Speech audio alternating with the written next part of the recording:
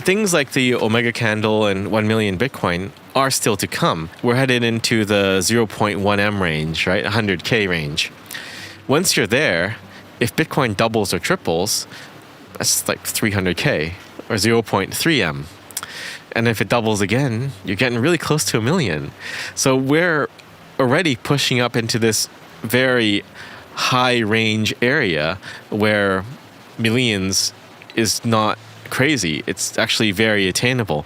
I bumped into Lawrence Lippard at the conference, and he was saying, yeah, I've been thinking a lot about your 1 million prediction, and I'm starting to see it now. It's looking very possible, because it is very possible. Samson Mow starts by discussing the concept of the Omega candle and his prediction that Bitcoin could reach $1 million per coin. Although his prediction didn't hit the February mark, he emphasizes that the timeline is flexible. The key point is the increasing demand for Bitcoin against its limited supply, which is set to halve. This fundamental supply-demand dynamic suggests that significant price movements are not just possible but likely. Mow highlights that many have forgotten the rapid price movements during past Bitcoin bull runs. As Bitcoin approaches the $100,000 mark, the possibility of it doubling or tripling becomes increasingly feasible. For instance, a jump to $300,000 would only be a 3x increase from $100,000, and such multiples are not unprecedented in Bitcoin's history. Things like the Omega candle and 1 million Bitcoin are still to come. Just because I missed my end of February prediction does not mean that it's not coming. I just picked a day for fun because it's fun to predict something, right?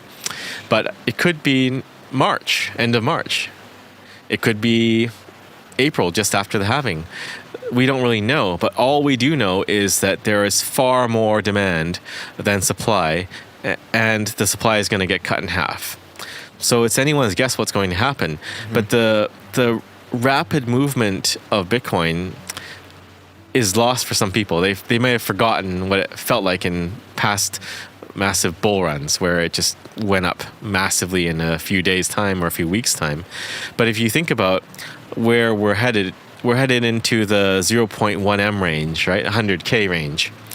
Once you're there, if Bitcoin doubles or triples, that's like 300K or 0.3M. And if it doubles again, you're getting really close to 1 million.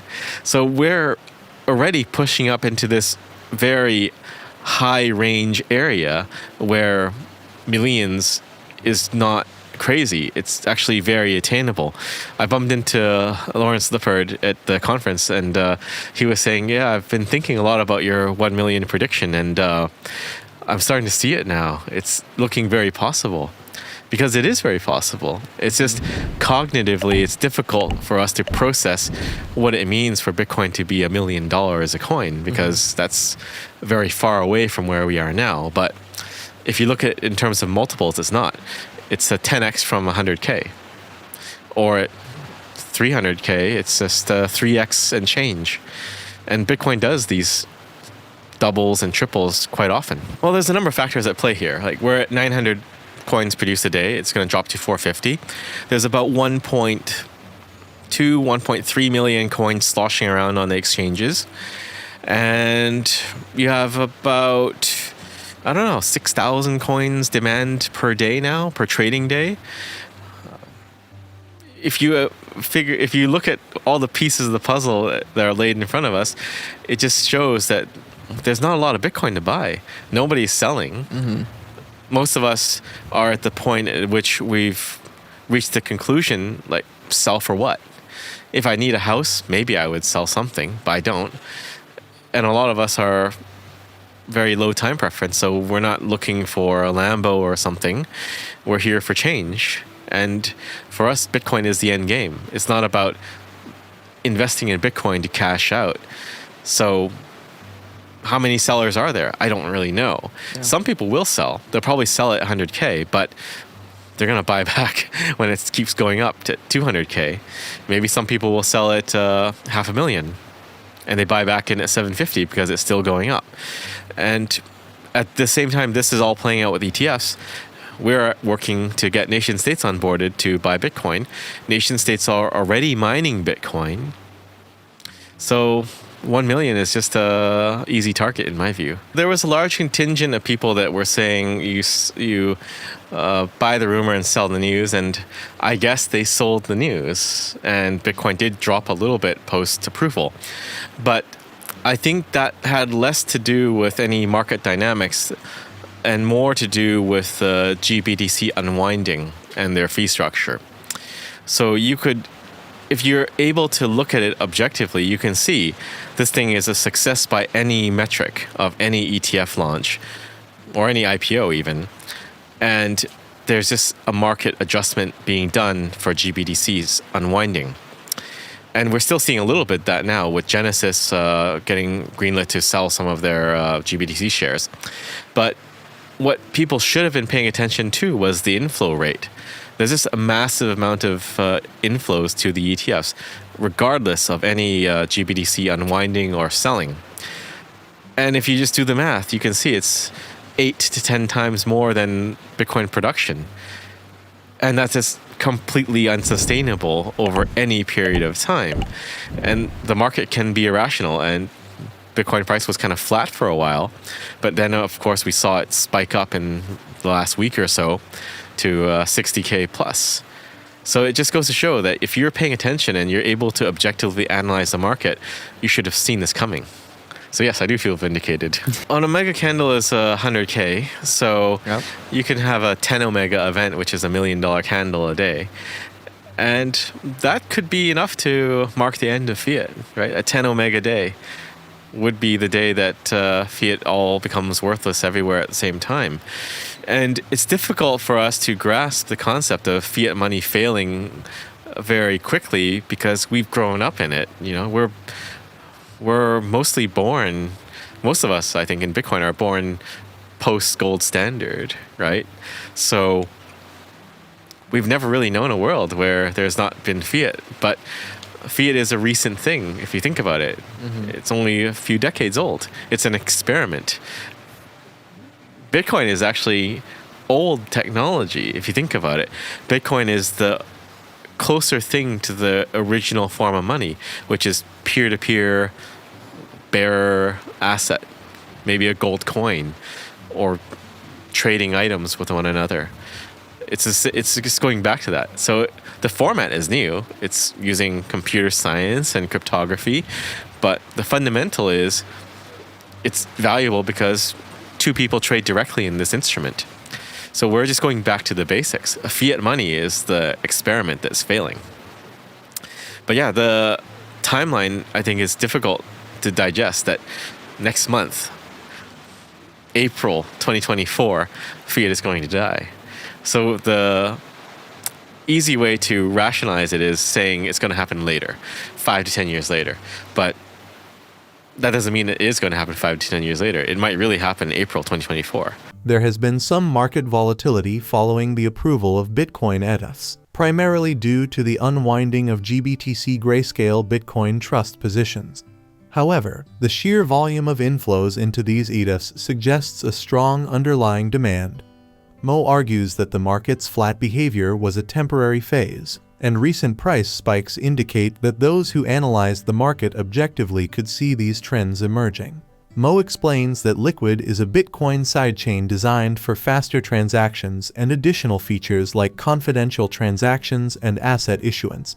Developed by Blockstream, Liquid allows for the locking of Bitcoins on the main chain and their unlocking on the sidechain, maintaining a one-to-one relationship. This sidechain enables atomic swaps and enhances Bitcoin's financialization. People that may not know, I should explain what Liquid is. So Liquid is a Bitcoin sidechain. It was first theorized by Greg Maxwell and Adam Back, just discussing it online. And then eventually a company, Blockstream, is formed to do R&D, research and development on sidechains. And Liquid is the sidechain of their labor that was produced. It is a separate blockchain that's anchored to Bitcoin. You can lock Bitcoin up on the main chain and unlock it on the sidechain. So there's always a one-to-one relationship between Bitcoin and Liquid Bitcoin.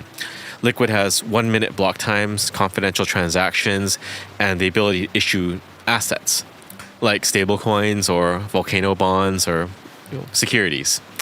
So it's a layer that does financialization with Bitcoin, because you have Bitcoin in there and you can do atomic swaps between Bitcoin and other assets.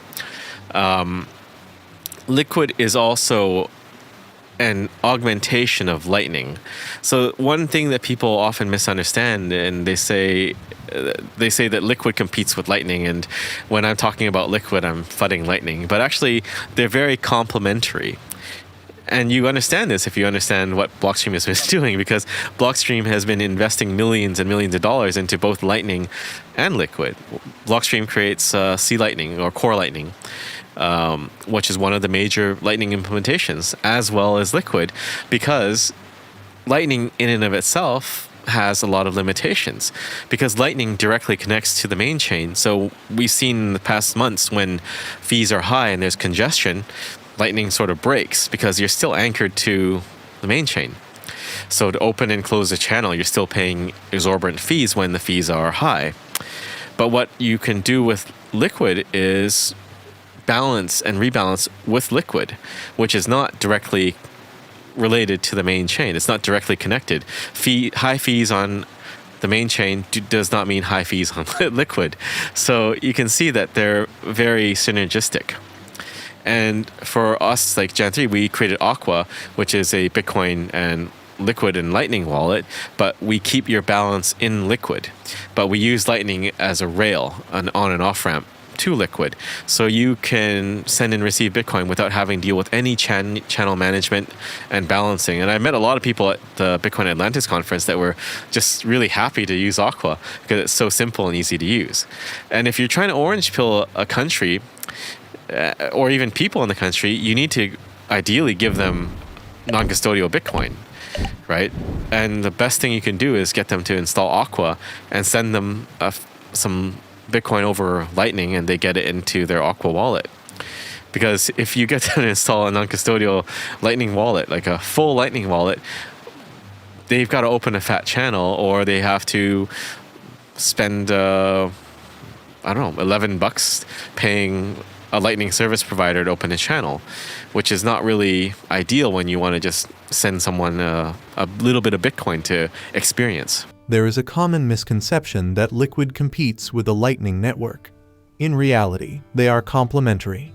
While Lightning is great for small, quick transactions, it has limitations when main chain fees are high. Liquid, on the other hand, can handle higher transaction volumes without being directly affected by these fees. Together, they create a robust ecosystem for Bitcoin transactions. There is a common misconception that Liquid competes with the Lightning network. In reality, they are complementary. While Lightning is great for small, quick transactions, it has limitations when main chain fees are high.